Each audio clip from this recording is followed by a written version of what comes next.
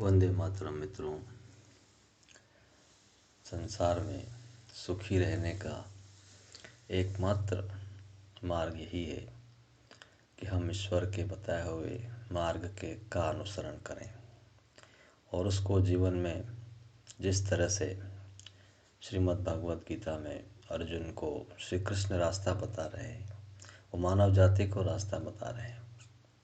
यहाँ और कोई दूसरा शॉर्टकट नहीं है, कोई भी दूसरी ऐसी कोई घुट्टी नहीं है कि आप एक ढक्कन पी लीजिए काम तमाम हो जाएगा। आपको चलना ही होगा जीवन में। इस योग यात्रा से ईश्वर के बताए हुए मार्ग पर चलने को ही योग कहते हैं कि हम उस योगानुयोग के अनुसार हमारा जीवन ढालते चले जाएं। अन्यथा इस चक्की में हम पिसते चले जाएंगे और हमेशा इस कष्ट में और इस सफ़रिंग के साथ ही हमारा जीवन यापन होगा। हालांकि सफ़रिंग तो उस समय भी रहेगी, लेकिन दूसरी चेतना के साथ होगी, क्योंकि ये ब्रह्मांड का निर्माण ही इसी तरह से किया गया है ईश्वर के द्वारा कि चर्निंग से ही इसमें से मंथन के बाद ही दही में से मक्खन आता है और मक्खन में से घी आता है।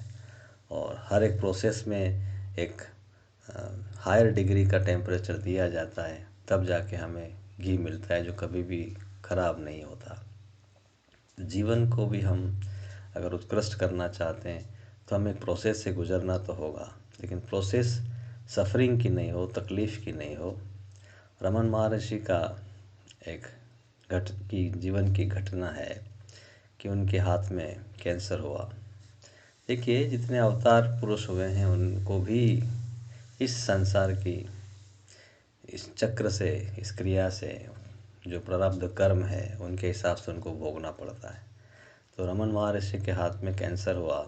डॉक्टरों ने कहा कि महाराज आपको एनेस्थीसिया दिया जाएगा और बेहोश करेंगे और तभी इस हाथ को निकाल सकते हैं। उन्होंने कहा कि आप ऐसा करें कि मुझे एनेस्थीसिया न दें, मैं सूर्य पे कंसंट्रेट करूँगा और आप उस समय इस हाथ को निकाल लीजिए, मुझे कोई तकलीफ़ नहीं होगी और आपको कोई व्यवधान भी नहीं होगा। उन्होंने कहा कि ये बड़ा कठिन है। बोले नहीं, मैं आपको वचन देता हूँ कुछ नहीं होगा। प्रोसेस की गई, उनको इस तरह से रखा गया कि सूर्य को देख सकें और वो सूर्य का त्राटक करते रहे और उनका हाथ निकाल लिया गया और ऑपरेशन सक्सेसफुल हो गया।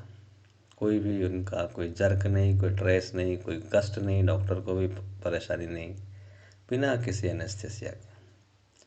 तो पत्रकारों ने पूछा कि स्वामी जी आपको कोई तकलीफ़ नहीं हुई उस ऑपरेशन के दौरान, दर्द नहीं हुआ? तो उन्होंने कहा कि yes there was pain but no suffering, कि दर्द था लेकिन उसके साथ जो सफरिंग होती है, जो कष्ट होता है, जो एक हमारा प्रवाह होता है जिसमें हम उसको सहन नहीं कर पाते हैं, वो चीज़ नहीं थी। तो हम अगर उस यात्रा पे चलेंगे तो हमें जीवन की तकलीफ़ें आएंगी ज़रूर, लेकिन हमें वो बहा कर ले जाएंगी नहीं। हम सजग रहेंगे और ईश्वर की चेतना में रहते हुए हम इस भावसागर से, इस कष्ट से अपने आप को उस दूध, दही और मक्खन और घी की प्रोसेस में सचेतन रूप से इन्वॉल्व होके और उन्नति कर पाएंगे। तो उसका प्रयास हमको करना है मित्रों। तो श्री कृष्ण ने अध्याय 2 में बहुत सुंदर बात कही कि किस तरह से मनुष्य अगर एक गलती करे, अगर वो सजग नहीं है, तो किस तरह से उसका पतन होता है। और वो एक आइडिया को होल्ड करता है, एक आइडिया को एंटरटेन करता है और जीवन के कितने बड़े पोर्शन का सत्यानाश हो जाता है और सिवाय रिपेंटेशन के और पश्चाताप के कुछ बचता नहीं। फिर से वो अपनी यात्रा चालू करता है और वो फिर बात हर बार ऐसा होता है, हर बार वो चीज़ नहीं होती जो एक फ्रेश बिगनिंग की तरफ होती है।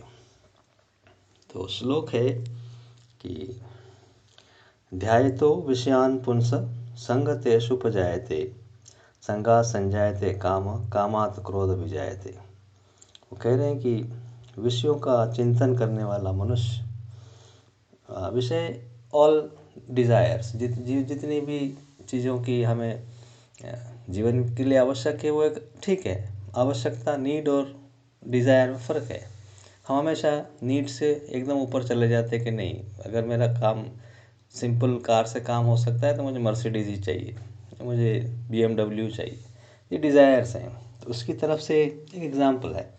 उसकी तरह से हम जब उसके बारे में सोचते रहते हैं कि कह रहे हैं कि विषयों का चिंतन करने वाला, ध्यायते ध्यायतो विषयान पुंस, उनका ध्यान करना, उनका बारे में चिंतन करना, सोचना विषयों के बारे में, डिज़ायर्स के बारे में, उस व्यक्ति को उसके प्रति आसक्ति पैदा हो जाती है, उसको चाह पैदा हो जाती है, उसको हासिल करना है। और उसके चाहने से उसके प्रति जो मोह पैदा हो जाता है, उससे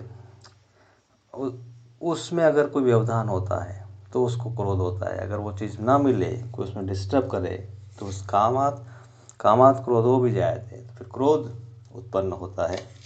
और क्रोध उत्पन्न होने से क्या होता है, फिर वो कहते हैं क्रोधात भवति सम्मोह, सम्मोहात् स्मृति विभ्रमः। क्रोध से सम्मोहित हो जाते हैं, हम भ्रमित हो जाते हैं, हमारी बुद्धि का नाश हो जाता है। और फिर कहते हैं कि स्मृति विभ्रंशात् बुद्धिनाशात् प्रणश्यति। और वो जब हम भ्रमित हो जाते हैं, हम क्रोधित हो जाते हैं, हमारा बैलेंस डिस्टर्ब हो जाता है। और जितना ज़्यादा सम्मोहित होंगे उतने ज़्यादा बैलेंस हमारा ख़राब होगा। स्मृति हमारा साथ छोड़ देती है, और फिर स्मृति हमारा साथ छोड़ने से बुद्धि का नाश हो जाता है। और बुद्धि नाश होने के बाद व्यक्ति का जो सब कुछ है उसका नाश हो जाता है। जो कुछ भी उसने बनाया है अभी तक प्लेटफॉर्म, वो वापस ज़ीरो हो जाता है। और फिर वहाँ से फिर से उसको अगेन खड़ा होने में समय लगता है। तो ये एक बहुत बड़ा ड्रॉबैक है मनुष्य जाति का, कि मन की एक गलत आइडिया को एंटरटेन करने से हम किस तरह से नीचे पतित होते रहते हैं, और फिर से हमें ABCD करनी पड़ती है।